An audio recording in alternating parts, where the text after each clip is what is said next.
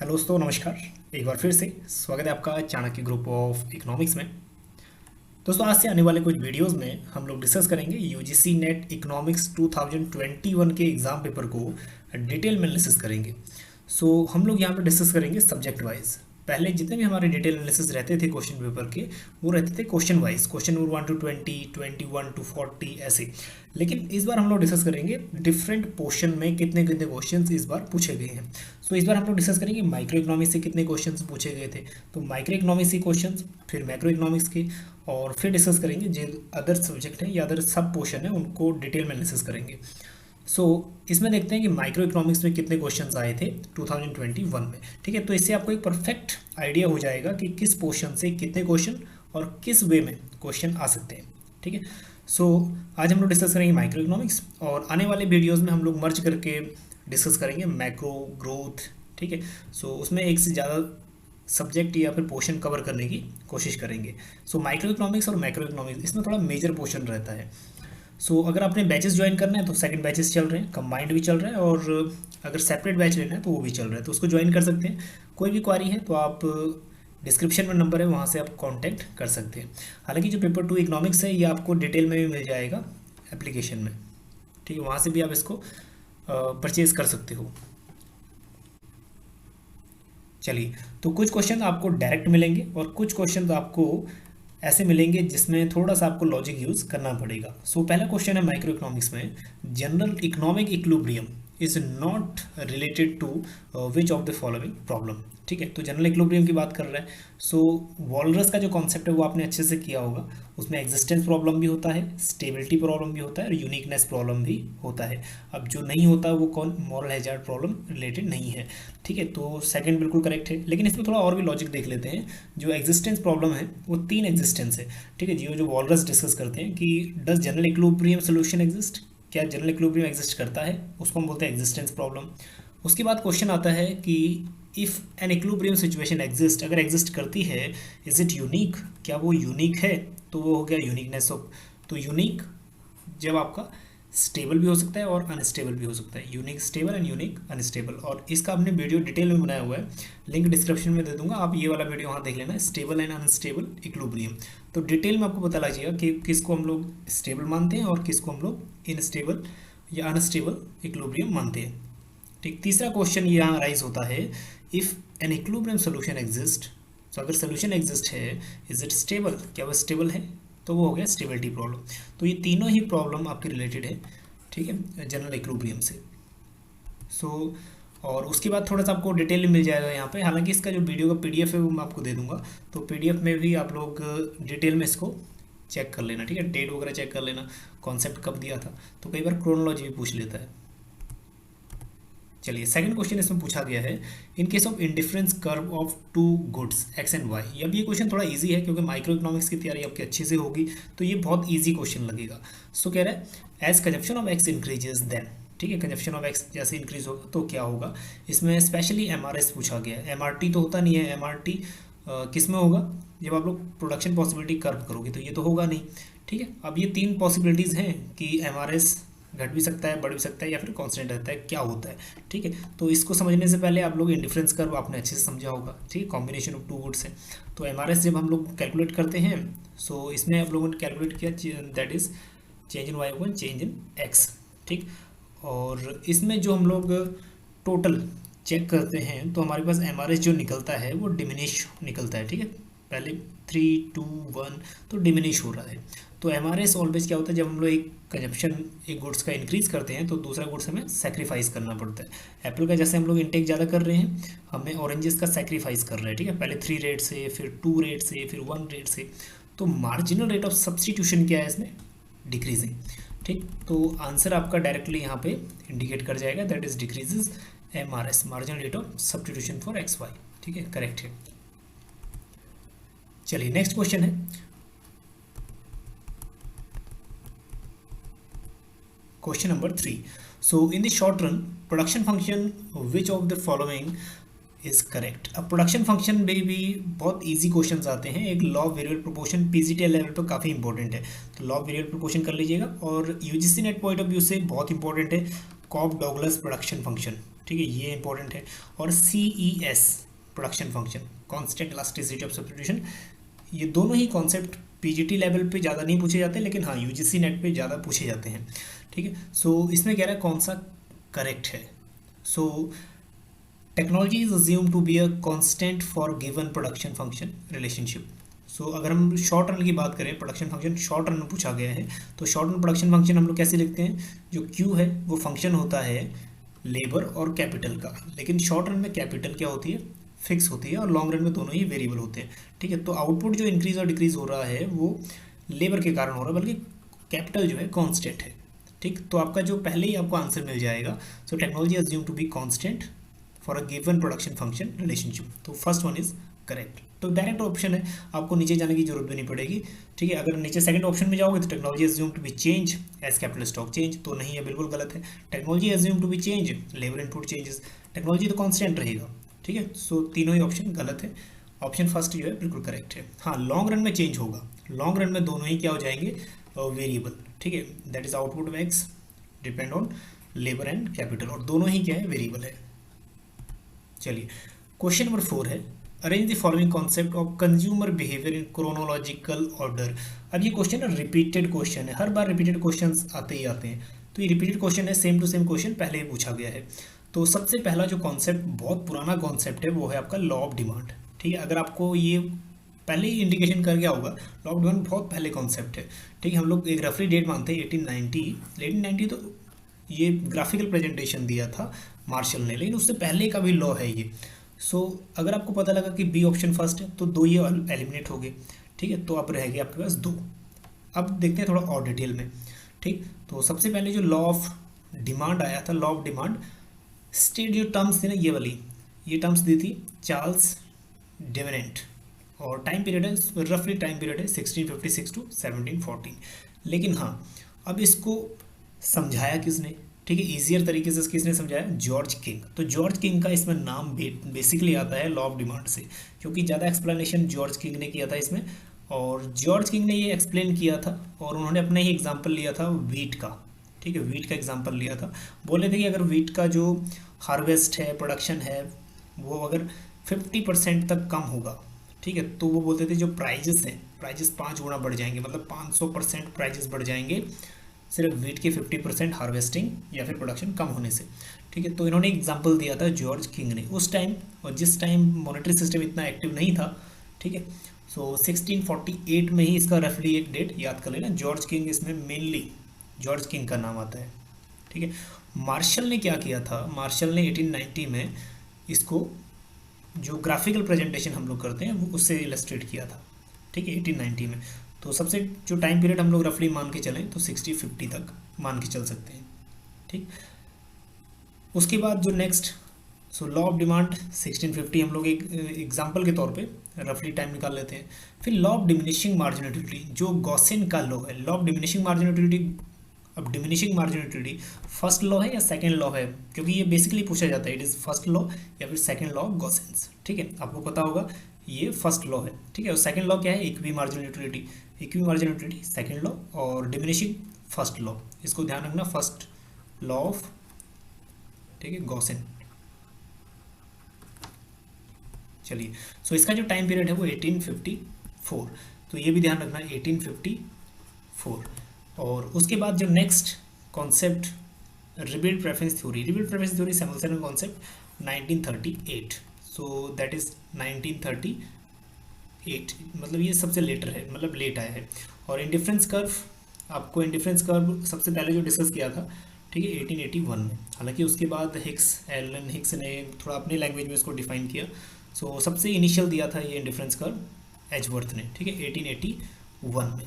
सो ये डेट्स जो है ना, ये याद रखिएगा, कभी और क्वेश्चन भी पूछ सकता है। तो लॉ ऑफ डिमांड फर्स्ट, उसके बाद that is law of diminishing margin utility second, so उसके बाद थर्ड में आ गया आपका indifference curve, so that is C, और उसके बाद आ गया आपका that is D, indifference curve, और उसके बाद सी। तो जो डी ऑप्शन है बिल्कुल फोर्थ करेक्ट है। चलिए नेक्स्ट क्वेश्चन, क्वेश्चन नंबर 5, अब इसमें असर्शन और रीजनिंग दिया हुआ है, तो जब भी असर्शन और रीजनिंग का क्वेश्चन आता है तो असर्शन जो स्टेटमेंट है उसको अच्छे से समझ लेना, फिर उसके बाद देखना कि जो रीजन है उससे सूटेबल है कि नहीं है, मतलब उससे मैच कर रहा है कि नहीं। तो जैसे असर्शन है, यहाँ पे स्टेटमेंट है a lump sum tax impose on a monopolist can not be shifted to consumer. So सबसे पहले लमसम टैक्स समझो कि होता क्या है। लमसम टैक्स एक मिनिमम अमाउंट ऑफ टैक्स है जो सभी प्रॉफिट अर्नर्स को पे करना है, मतलब सभी इंडस्ट्रीज को पे करना है, चाहे वो कम प्रॉफिट कर रहा हो अर्न या फिर हायर प्रॉफिट अर्न कर रहा हो। सो लमसम टैक्स, तो अगर मोनोपोलिस्ट पे लगेगा वो इसको शिफ्ट नहीं कर सकता, वो अभी एक फिक्स अमाउंट ऑफ टैक्स है, ठीक है, तो वो फिक्स कॉस्ट का पार्ट हो गया, वो शिफ्ट नहीं कर सकता। अब रीजन इसमें क्या है, the lump sum tax becomes a part of his fixed cost, बिल्कुल ठीक है, फिक्स कॉस्ट का पार्ट है, and it does not effect the marginal cost of the production. अब मार्जिनल कॉस्ट को इफेक्ट करेगा या नहीं करेगा, ठीक है, तो इसमें थोड़ा सा जो असर्शन है वो तो बिल्कुल करेक्ट है, ठीक है। सो ए इज़ करेक्ट और आर इज़ नॉट करेक्ट, ये हो सकता है, और ए इज़ नॉट करेक्ट ये तो बिल्कुल है नहीं, तो तीन ही ऑप्शन रह गए हमारे पास। अब देखते हैं कि रीजन करेक्ट है कि नहीं। सो सबसे पहले lump sum tax part of fix cost है, बिल्कुल ठीक है, और it does not effect the marginal cost of production, और वो मार्जिनल कॉस्ट को इफेक्ट नहीं करता क्योंकि एक पार्ट है फिक्स कॉस्ट का पार्ट है लमसम टैक्स, ठीक है, मार्जिनल जो कॉस्ट है उसको इफेक्ट नहीं करता। अब दोनों ही स्टेटमेंट यहाँ करेक्ट है, तो दोनों ही स्टेटमेंट, तो ये वाला भी इनकरेक्ट हो गया। अब आंसर हमारा निकलेगा इसमें से, ठीक है, कि एक्सप्लेनेशन जो है करेक्ट है कि नहीं। चलिए थोड़ा सा और एक्सप्लेन करते हैं इस कॉन्सेप्ट को। तो लमसम टैक्स ऑलरेडी हमने डिस्कस किया, एक ऐसा टैक्स है जो मिनिमम अमाउंट टैक्स सबको देना पड़ेगा, जिसको हम पोल टैक्स ही बोलते हैं, ठीक है। सो that is person is charge the same amount regardless of any variation between them. Income में वेरिएशन या प्रॉफिट वेरिएशन जितना भी हो, एक मिनिमम अमाउंट आपको पे करना ही पड़ेगा। So the fixed amount which does not change with entities action, तो आपके जो प्रॉफिट है उसमें उससे चेंज नहीं होने वाला है, इनकम है उससे चेंज नहीं होने वाला।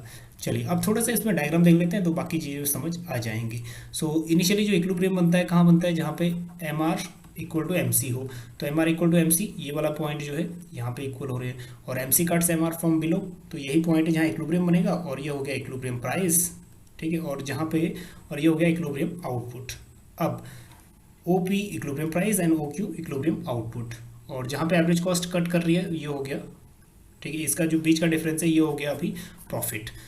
सो अगर यहाँ पे टैक्स इम्पोज करती है गवर्नमेंट 20%, तो जो एवरेज कॉस्ट कर्व है ये शिफ्ट कर जाएगी ऊपर, ठीक है। तो जहाँ पे टच कर रही है वहाँ से देखेंगे अगर हम लोग, तो पहले प्रॉफिट ज़्यादा था, अब ये वाला जो पार्ट है ये वाला हो गया एलिमिनेट, तो प्रॉफिट का एरिया रह गया थोड़ा सा कम।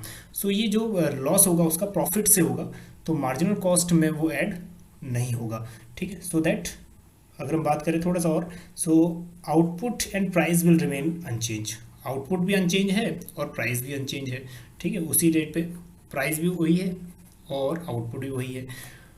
And the only change that occur is reduction of profit of the monopolist, सिर्फ प्रॉफिट ही यहाँ पे रिडक्शन होगा प्रॉफिट में मोनोपोलिस्ट की, ठीक।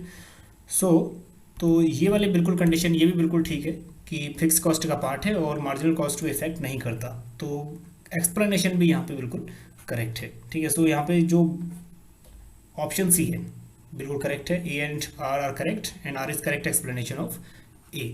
सो एक बार देख लेना कि करेक्ट एक्सप्लेनेशन, जब भी वो स्टेटमेंट, मोस्ट चांसेस आपके करेक्ट होने के तब होंगे जब ये वाला जो स्टेटमेंट है रीजन, अगर रीजन उसी के ऊपर बेस्ड है तो मोस्ट ऑफ द टाइम क्या होगा, आपका एक्सप्लेनेशन करेक्ट होगा। अगर ये जो रीज़न है, अगर ये रीजन डायरेक्टली इससे मैच करेगा, ठीक है, तो डायरेक्टली मैच करेगा तो मतलब एक्सप्लेनेशन करेक्ट है।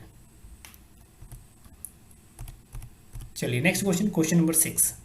सो ये वाला क्वेश्चन है कॉप डॉगलस प्रोडक्शन फंक्शन से, और यहाँ से क्वेश्चंस आते ही है। तो इसमें पूछ रहा है कि कौन सी इसमें कॉप डॉगलस प्रोडक्शन फंक्शन की प्रॉपर्टी नहीं है। इस बार कॉप डॉगलस पूछा है तो नेक्स्ट टाइम श्योर है कि वो CES प्रोडक्शन फंक्शन पूछेगा ही पूछेगा, कोई और ऑप्शन नहीं है माइक्रो इकोनॉमिक्स में से। सो ये वैसी बात है कि अगर आप एक असिस्टेंट प्रोफेसर हो या प्रोफेसर हो तो आपको बोला गया है कि एक पेपर तैयार करो माइक्रो इकोनॉमिक्स का, तो आप यही देखोगे कि लास्ट टाइम क्या पूछा था, अब वो चीज़ें आपने नहीं पूछनी, तो आप लोग देखोगे कि कॉप डॉगलस पूछ लिया तो नेक्स्ट टाइम CS जरूर पूछेगा। तो as a examiner point of view से सोचें तो एग्जामिनर भी पेपर यहीं से बनाएगा क्योंकि यही टॉपिक्स हैं, ठीक है। तो एक कॉन्सेप्ट जो पूछ लिया है नेक्स्ट टाइम चांसेस है कि दूसरा पूछेगा।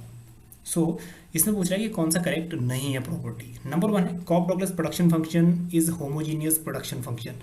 अब होमोजीनियस प्रोडक्शन फंक्शन ये बिल्कुल करेक्ट है, ठीक है। तो मतलब ये एक एजम्पशन उसकी है। होमोजेनियस प्रोडक्शन फंक्शन का मतलब होता है जिस रेट से आपके इनपुट बढ़ेंगे, इनपुट जिस रेट से बढ़ेगा और आउटपुट भी उसी रेट से बढ़ेगा, ठीक है, एंड वाइस वर्सा।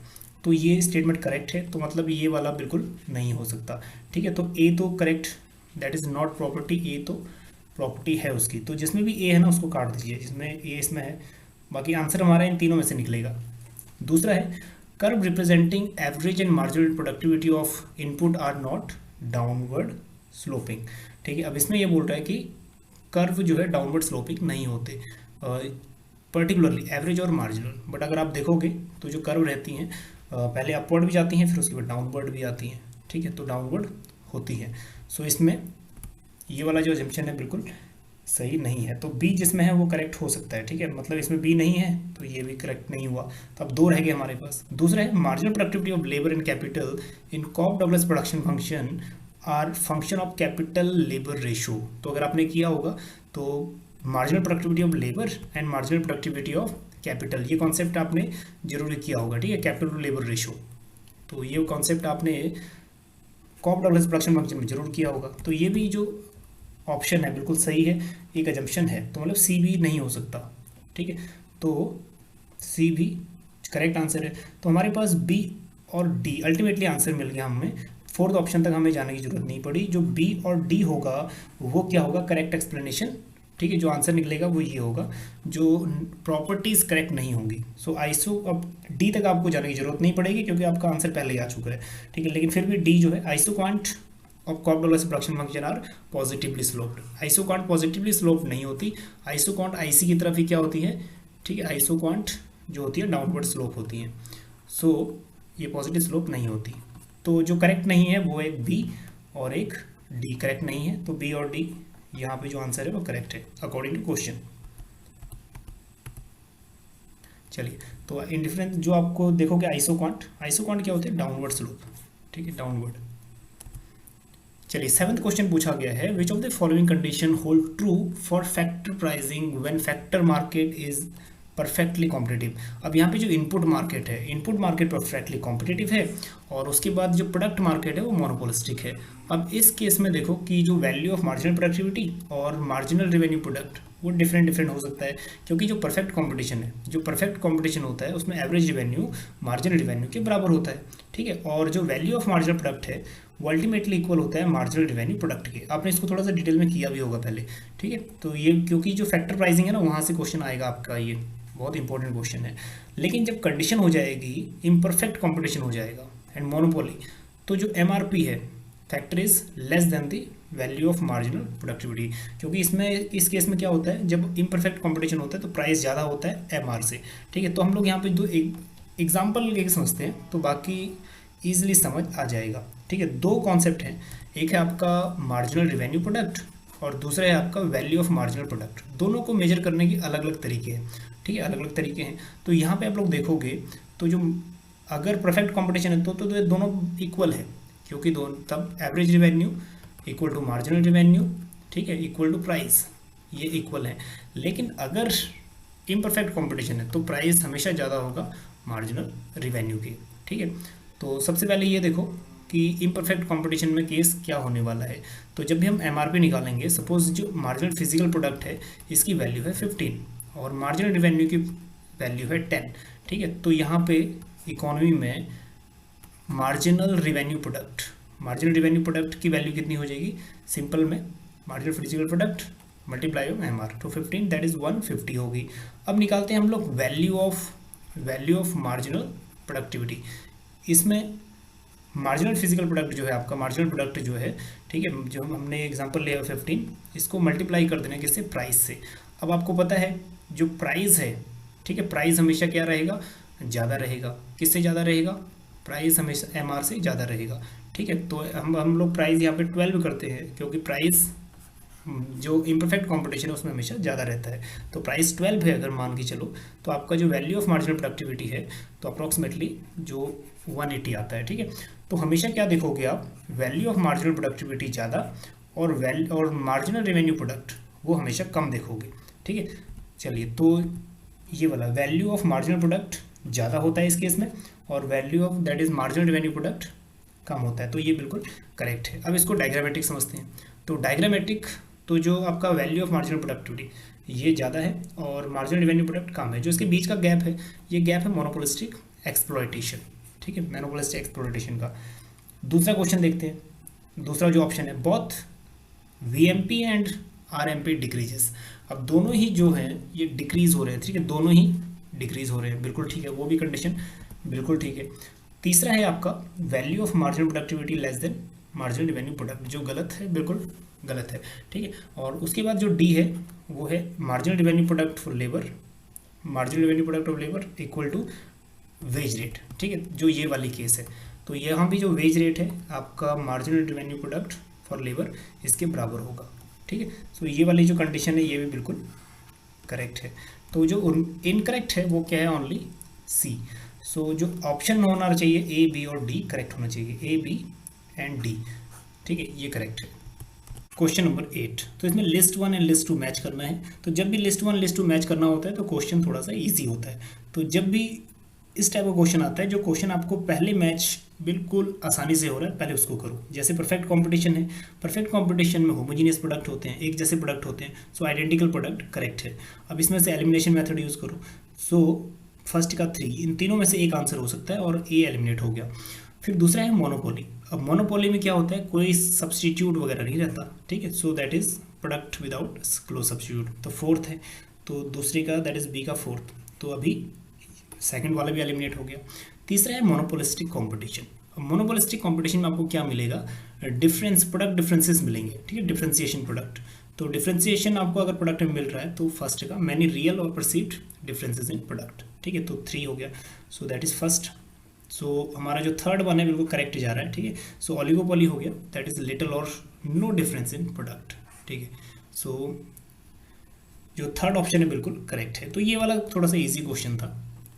उसके बाद क्वेश्चन नंबर 9 है, as output expand the long run average cost curve falls, this is due to. अब आपने लर्निंग कर्व भी किया होगा और long run average cost curve भी किया होगा, ठीक है। तो long run average cost curve, जैसे हम लोग आउटपुट एक्सपेंड होता रहता है तो कॉस्ट क्या है, डिक्रीज होता रहता है। तो इस कंडीशन को हम लोग क्या बोलते हैं, इकोनॉमीज ऑफ स्केल। बहुत बेसिक टर्म्स है और लर्निंग कर्व इसको बोलते हैं, ठीक है। आउटपुट एक्सपेंड होता रहेगा और एवरेज कॉस्ट जो है आपका कम होता जाएगा, तो इसको हम बोलते हैं long run average cost curve और इकोनॉमीज ऑफ स्केल। चलिए question number 10, in a situation of decision under uncertainty. तो अनसर्टेनिटी की सिचुएशन है and if a consumer faces equal expected income. अब वहाँ पे वो दो अलग अलग ऑल्टरनेटिव से इक्वल एक्सपेक्टेड इनकम, ठीक है, एक्सपेक्ट कर रहा है। जैसे दो ऑल्टरनेटिव हैं 1 और 2 और दोनों में से वो सोच रहा है कि एक में से 100 रुपीज़ हो और दूसरे से भी 100 रुपीज़ ही अर्निंग हो। तो अब यहाँ पे कौन सा बेस्ट उसके लिए ऑल्टरनेटिव रहेगा, देन उसका जो डिसीजन रहेगा किस बेसिस पर रहेगा। तो अब उसको प्रेफर करेगा वो जिसमें रिस्क इन्वॉल्व कम रहेगा, ठीक है। तो नंबर 1 ऑप्शन है expected utility of both the alternative. दोनों में देखेगा कि यूटिलिटी किसकी ज़्यादा है। उसके बाद mean of risk of each alternative, देखेगा कि जो मीन रिस्क है या फिर एवरेज रिस्क है दोनों में वो कितना है। तीसरा जो ऑप्शन है यहाँ पे probability of risk attached with each alternative, दोनों में देखिएगा कि कितनी संभावनाएं है रिस्क की, या फिर variation of risk attached with each alternative. तो रिस्क में देखेगा कि वेरिएशन कितना है, उतार चढ़ाव किस में कम है और किस में रिस्क वेरिएशन ज़्यादा है, ठीक है। तो चारों ऑप्शन में अगर आप लोग थोड़ा देखोगे तो हमने पहले भी किया था, जो हमने OLS की प्रॉपर्टीज़ की थी, जो लीस्ट वेरिएंस होता है ना, लीस्ट वेरिएंस, उसी को एक एग्जामिनर है या फिर जो रिसर्चर है उसी को चूज करता है जिसमें लीस्ट वेरिएंस हो, मतलब उतार चढ़ाव या फिर जिसमें वेरिएशन कम हो, क्योंकि उसमें जो एरर्स हैं वो कम होंगे और जो रिजल्ट है वो एक्यूरेट आ सकेंगे। तो जो करेक्ट ऑप्शन है इसमें वेरिएशन ऑफ रिस्क, ठीक है। तो जिसमें वेरिएशन रिस्क अटैच कम होगा उसी को वो प्रेफर करेगा। तो ये वाला ऑप्शन जो फोर्थ है बिल्कुल सूटेबल है, that is variation of risk attached with each alternative, ठीक, फोर्थ वन। और हालांकि जो अदर ऑप्शन है वो भी थोड़ा बहुत मैच कर रहे हैं। चलिए क्वेश्चन नंबर 11 है, which of the following statement are correct for welfare economics, ठीक है। वेलफेयर इकोनॉमिक्स, अब वेलफेयर इकोनॉमिक्स से भी एक क्वेश्चन जनरली आता ही है इसमें। सो नंबर 1 है, any competitive equilibrium lead to Pareto efficient allocation of resources. तो यहाँ पे प्रेटो ऑप्टिमलिटी कई बार कंडीशन देता है, ठीक है, प्रोडक्शन कंडीशंस, एक्सचेंज कंडीशन। तो यहाँ पे जो परफेक्ट कंपटीशन है, कॉम्पिटिटिव मार्केट में परेटो एफिशिएंसी एप्लीकेबल होती है, तो ये बिल्कुल करेक्ट है। और दूसरा है competitive equilibrium does not lead to Pareto efficient allocation of resources, तो उसी का एक बिल्कुल मिला जुला आ गया। ये कह रहा है does not lead to Pareto efficient, तो कॉम्पिटिटिव एलिमेंट जब भी होगा परफेक्ट कॉम्पिटिशन तो वहाँ पे परेटो एफिशिएंसी होगी, तो ये ऑप्शन बिल्कुल करेक्ट नहीं है, ठीक है। तो परेटो ऑप्टिबिलिटी कंडीशन आपको पता ही होगा, ठीक है, एक ऐसी कंडीशन है जहाँ पे रिसोर्सेज का रीअलोकेशन ऐसे नहीं हो सकता कि एक इंडिविजुअल के हम लोग भला कर सकें without making at least one individual worse off, ठीक है, दूसरे का बिगाड़ के, ठीक है, एक का भला नहीं हो सकता, तो बिगाड़े बिना एक का भला नहीं हो सकता। जैसे हम लोग एक एग्जांपल के तौर पर सोचते हैं, एक रिसोर्सेज है, रिसोर्सेज लिमिटेड है, ठीक है, resources A B C D ये रिसोर्सेज हैं 5 और 6 बिल्कुल लिमिटेड है, और कंजप्शन करने वाले उनको 2 इंडिविजुअल हैं। तो अगर ये रिसोर्सेज, ठीक है, एक के पास जाएंगे, ठीक है, एक के पास ये 2 रिसोर्सेज चले गए, तो जो सेकेंड वन है उसके लिए 4 रह गए, और अगर ये 3 और 4 इसके पास चले जाते हैं एक के पास, तो दूसरे का लॉस है, ठीक है, दूसरे का सिर्फ 2 ही रिसोर्सेज रह जाएंगे। तो मतलब अगर रिसोर्सेज का हम डिस्ट्रीब्यूशन ऐसे करें कि एक का फ़ायदा हो, तो अल्टीमेटली क्या है, दूसरे का नुकसान होगा ही होगा, ठीक है, क्योंकि रिसोर्सेज क्या है, रिसोर्सेज ऐसे रिसोर्सेज हैं जो लिमिटेड हैं, एक की तरफ रिसोर्स ज़्यादा करोगे तो दूसरी की तरफ वो कम हो जाएगा, ठीक है। तो जैसे हम लोग इंडिफरेंस कर्व भी करते हैं, एक का कंजप्शन करते हैं तो दूसरे का कंजप्शन हमें कम करना पड़ता है, ठीक है, एक का कंजप्शन कम करोगे दूसरे का ज़्यादा करना पड़ेगा। तो वही रिसोर्सेज के मामले में यही चीज़ एप्लीकेबल होती है। सो any efficient allocation can be attained by competitive equilibrium given the market mechanism leading to redistribution। अब ये कह रहे हैं any efficient allocation can be attained, जो efficient allocation है वो अटेन हो सकता है competitive equilibrium के थ्रू, मतलब perfect competition के थ्रू, ठीक है, क्योंकि उसमें जो redistribution है या फिर मैकेनिज्म है परफेक्टली काम करता है, तो ये वाला ऑप्शन भी करेक्ट है, ठीक। और ए और सी अभी तक करेक्ट है, तो ए सी डी या फिर हो सकता है ऑल ऑफ द अबव, क्योंकि जो बी है वो तो करेक्ट नहीं है, तो ऑप्शन यहीं से हमें ठीक मिल जाता है, दैट इज़ ए और सी, क्योंकि ए सी डी कहीं ऑप्शन में नहीं है, तो डी तक आपको जाने की जरूरत भी नहीं पड़ेगी। चलिए डी ऑप्शन फिर भी पढ़ लेते हैं। There will be no Pareto efficient allocation of resources in this society, कहता है कि यहाँ पे कोई परेटो एफिशिएंट अलोकेशन रिसोर्सेज का नहीं होता, लेकिन बल्कि बात यह है कि परेटो एफिशिएंट अलोकेशन होता है, ठीक है, तो ये ऑप्शन भी गलत है, तो ए और सी जो है ऑप्शन बिल्कुल करेक्ट है। चलिए क्वेश्चन नंबर 12 है, which of the following measure are use by risk averse person. अब जो रिस्क अवेयर्स है या फिर जो रिस्क से बचना चाहता है, और वो पर्सन अपने रिस्क को मिनिमाइज़ करने के लिए क्या कुछ कर सकता है, ठीक है, तो रिस्क को मिनिमाइज़ करने के बहुत सारे तरीके हैं। तो नंबर 1 डाइवर्सिफिकेशन ऑफ रिसोर्सेज को डाइवर्सिफिकेशन करें, या फिर उनको मॉडिफाई करें रिसोर्सेज को, या रिसोर्सेज को ऐसे यूज़ करें कि जिनसे ऑप्टिमम या फिर एफिशिएंट अलोकेशन करके ज़्यादा से ज़्यादा इनकम कमा सके, ठीक है, बिल्कुल करेक्ट है। इंश्योरेंस ऑफ रिस्क इवेंट, अब जो भी इवेंट है उसका, जैसे हम लोग गाड़ी लेते हैं उसमें रिस्क इंश्योरेंस करा लेते हैं, मतलब अगर वो चोरी भी हो जाए तो हमें इंश्योरेंस का पैसा मिल जाएगा, तो या तो वो इंश्योरेंस करा ले, ठीक है, उस इवेंट का, बिल्कुल ठीक है। टोटल कॉस्ट ऑफ रिसोर्सेज, अब टोटल कॉस्ट ऑफ रिसोर्सेज ये रिलेटेड नहीं है एक रिस्क अवेयर्स, तो जो टोटल कॉस्ट आएगा वो तो आएगा ही आएगा, ठीक है, ये नहीं है। And value of information of risk event, अब जो भी रिस्क इवेंट से जुड़ी हुई इंफॉर्मेशन है उस पर भी अगर वो खर्चा कर रहा है तो भी वो रिस्क को मिनिमाइज कर रहा है, ठीक है, या उसकी नॉलेज इकट्ठा कर रहा है।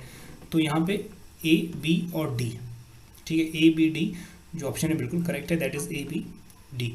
और उसके साथ और भी देख लो, जैसे रिस्क अवेयर्स इन्वेस्टमेंट चॉइसेस होते हैं, सेविंग अकाउंट खोल लो रिस्क फ्री है, म्युनिसिपल एंड कॉर्पोरेट बॉन्ड ले लो, इसमें भी कोई रिस्क नहीं है, dividend growth stock, certificate of deposit, ठीक है, तो ये ऐसे है जिसमें रिस्क आपको मिनिमम होंगे। नाउ क्वेश्चन नंबर 13, और ये लास्ट क्वेश्चन है क्योंकि टोटल 13 क्वेश्चन ही आए थे माइक्रो इकोनॉमिक्स में, सो इसमें भी असर्शन और रीजनिंग है। असर्शन बोल रहा है there is no incentive for a profit maximising producer to supply public goods. तो जो प्रॉफिट मैक्सिमाइजिंग प्रोड्यूसर है जिसका मेन एम ये है कि प्रॉफिट को मैक्सिमाइज करना है, अगर वो पब्लिक गुड्स प्रोड्यूस करता है तो प्रॉफिट के लिए उसको कोई इंसेंटिव नहीं रहेगा। तो पब्लिक गुड्स वो गुड्स होते हैं जो फ्री राइडिंग प्रॉब्लम जिसमें होती है, जो फ्री ऑफ कॉस्ट होते हैं, स्ट्रीट लाइट है या फिर रोड है। अब इसमें नॉन एक्सक्लूडेबल है और नॉन ड्राइवेबल है, ठीक है, फ्री राइडिंग प्रॉब्लम एग्जिस्ट होगी तो प्रोड्यूसर को इंसेंटिव नहीं मिलेगा, प्रॉफिट क्योंकि वहाँ से नहीं मिलेगा, बिल्कुल सही स्टेटमेंट है। सो यहाँ पे ए इज़ करेक्ट है, ठीक है, तो जो ये वाला ऑप्शन है बिल्कुल हट जाएगा। रीजन कह रहा है इफ़ ही प्रोड्यूस इट, अगर वो फिर भी प्रोड्यूस करता है then he is unable to exclude people from consuming it, तो लोगों को वो एक्सक्लूड नहीं कर पाएगा क्योंकि नॉन एक्सक्लूसिबल है, नॉन एक्सक्लूजन है from consuming it, and hence he can not charge a price, और वो प्राइस चार्ज नहीं कर सकता। प्राइस चार्ज नहीं करेगा तो उसको प्रॉफिट नहीं होगा। अब देखना दोनों ही स्टेटमेंट जो है एक दूसरे से बिल्कुल मैच कर रहे हैं, तो अगर मैच भी कर रहे हैं, डायरेक्टली मैच कर रहे हैं, तो परफेक्ट एक्सप्लेनेशन भी जरूर होगा। तो ठीक है, बहुत करेक्ट है और करेक्ट एक्सप्लेनेशन है ए का। तो इसमें ज़्यादा सोचने की बात नहीं है, अगर दोनों ही मैच कर रहे हैं तो directly most of the chance explanation भी करेक्ट होगा। ठीक है, चलिए, तो ये 13 क्वेश्चन थे माइक्रो इकोनॉमिक्स से। नेक्स्ट में हम लोग डिस्कस करेंगे मैक्रो इकोनॉमिक्स के क्वेश्चंस और साथ साथ डिस्कस करेंगे ग्रोथ एंड डेवलपमेंट के। तो ग्रोथ एंड डेवलपमेंट भी इसी में कवर हो जाएगा। ठीक है, मिलते हैं आपको नेक्स्ट पार्ट 2 में। अब बने रहिएगा चाणक्य ग्रुप ऑफ इकोनॉमिक्स के साथ। अगर